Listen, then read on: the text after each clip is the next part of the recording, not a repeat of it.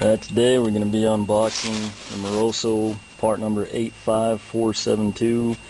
Is the Aero Oil Separator designed for 5.7 and 6.1 liter HEMI engines. You'll note it says Aero Oil Separator. That's actually the definition of what it is. Most of you are going to know this as a catch can, probably run billet tech, something like that. A catch can is actually, in theory, just an overflow bottle, kind of like you'd have on your radiator on a drag car, just keep fluids off the track. This is an air oil separator for the simple fact it mounts in line between your PCV valve and the intake. It's basically designed to catch aerated oil, filter it out. It keeps everything from going in your intake.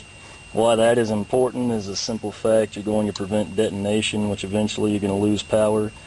Number one question, why the factory does not install this. Again, it's just kind of a liability. It would seem like a no-brainer, but again, you know, a guy doesn't take his car in for routine service, does it himself.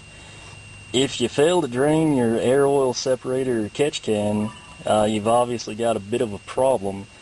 You've, in essence, done a good thing keeping the oil out of your intake, but obviously when it's full, you're going to pull it back in. So again, for the enthusiast, it's not an issue. You're going to change your own oil, drain your catch can. Obviously a smart piece, good investment for the money. Picked this one up from Summit. Had a discount. They're usually around $150, probably the best price you can get. Anyway, we'll go ahead, unbox it, let you see what it is.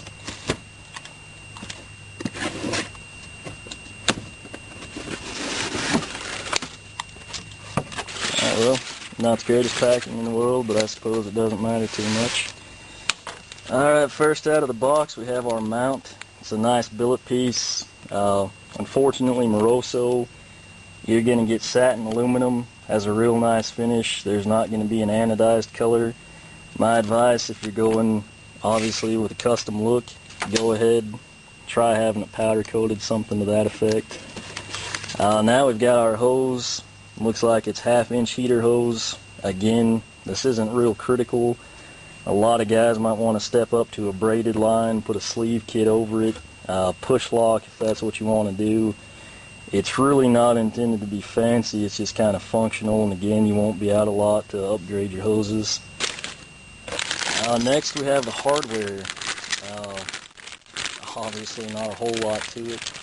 Pretty simple install. If I remember correctly, all we're going to be doing is pulling the water pump bolt to actually get our bracket in. Everything else is probably self-explanatory. The fittings.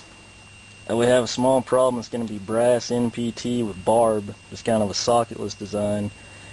Not very attractive.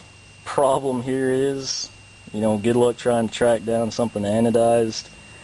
You can do it with an AN adapter, but again, then you're sinking quite a bit of money into something that you're probably better off saving up for a tuner, exhaust, something to that effect. The big piece in this bag is going to be right here. It's this valve. It's made in Italy, ironically. Anyway, it's real simple.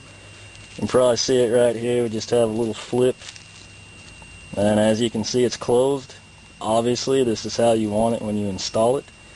Reason for that, this brass elbow here, which isn't really that big of a deal because no one's going to see it, is going to thread in to the bottom. And why this isn't an advantage over some of the other catch cans on the market, you can actually drain this. It's basically like, you know, old school, just a ball valve. You open it up, you're draining. Obviously, a lot of guys, what they're going to do, they're going to run a cup, just stick it under there, try to catch it as best you can. My advice, and what we will probably do, is run a hose down from this through the belly pan. I'm not even sure if you have to drill. You can probably find a way to snake it out. Then when you change your oil, you simply put your hand in, drain this, just get it in the pan at the bottom. And if you're running a billet tech can, a couple of the other ones out there, they look great. You've got more color options. You can get them custom engraved.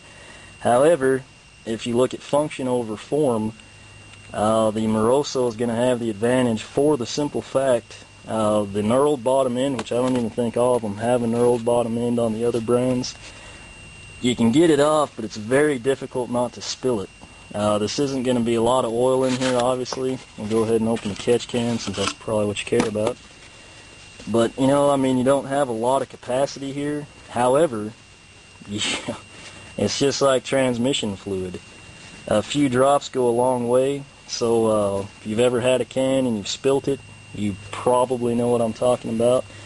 And that is the main reason you see so many people now switching over to the Moroso design, just primarily for the valve. On the flip side, you know, as I mentioned, you can't get your colors or anything, but it's not a bad looking piece. I've got the Moroso logo etched on top. And of course, there's going to be one side, your other side, you can see the filter medium in there. And of course, here is the glory end of the catch can, for the primary reason that there's going to be a drain with a ball valve. So, if you're one of the people that have spilt your catch can, you're tired of it, you're, you know, fine with polished, which a lot of guys probably run polished anyway. I would kind of like this in blue anodized. I'm a little different than most people, but, you know, hey, it looks pretty good and it's going to be easy to drain, so that's why I went this route.